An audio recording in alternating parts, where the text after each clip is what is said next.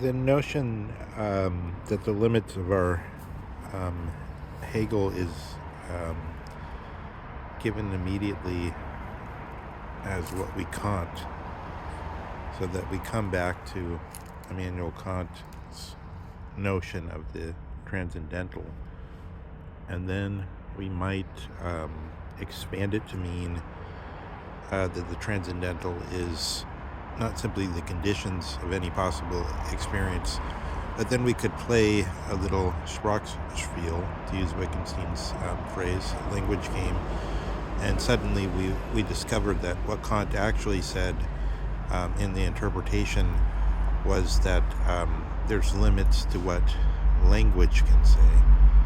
And then, even though a correct interpretation would say that's not what Immanuel Kant meant, we could give a long exposition on how this is already apparent in Aristotle's usage, where Aristotle makes logos, which originally means language, surround all of his projects, all of his doings. This gives us an entry into what we'll put into the it's not done yet, but it will be when you read it, or when you listen to this. You will have already seen it. The title to this lecture, which is Wittgenstein's answer to Hegel.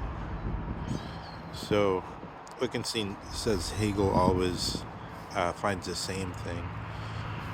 He always tried to bring everything down to the same, or to what in Aristotle, or in the tradition, in the so-called laws of thought, which are meant to be, in hindsight we could say,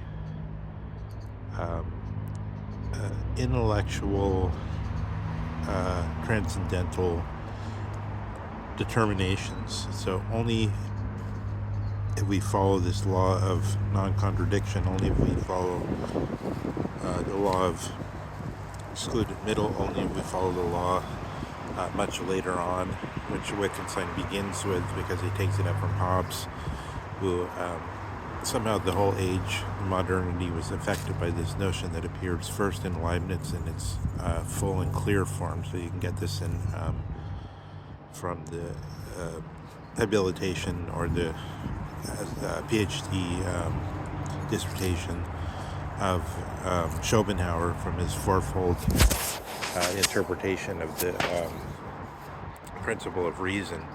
This notion that Leibniz was the first to lay down clearly the notion that everything must have a reason, or a ground, Grundstadt.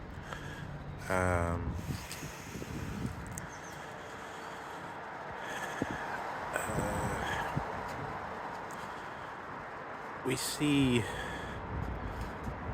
Wittgenstein begin with, in his so-called two phases, first with this Hobbesian view, the view Hobbes had, and the view all modernity has, of attempting to reduce everything to so-called one substance, as in Daniel Dennett, by the means of making words stand alongside images. This is basically Hobbes' attitude. This is basically the attitude of linguistic philosophy. This is basically the attitude John Searle has, without knowing anything about the history of philosophy, has been determined by. Caveat there. Well, let's make it like a little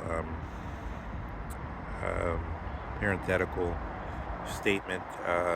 Searle, we can see in retrospect, is totally determined by the Sprachspiel, or the language game, which he trained himself in an exemplary way when he, as a young man, went to Oxford University.